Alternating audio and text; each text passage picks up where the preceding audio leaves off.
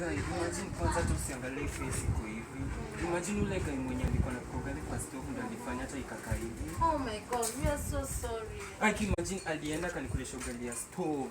Na sukuma yenyewe ameongeza supu, imagine. Oh my god. I was like kutapika. And then nikapata allergy kwa uso. Ndio maana hata na rub hivi vile. Mimi hadi si hivyo. Hadi ungempiga nayo kwa uso. Sasa nimpigaje? Akina vile alikuwa na stone face kama gorilla. So unampiga ndio hadi akaikaa nini? Shosho mwitu.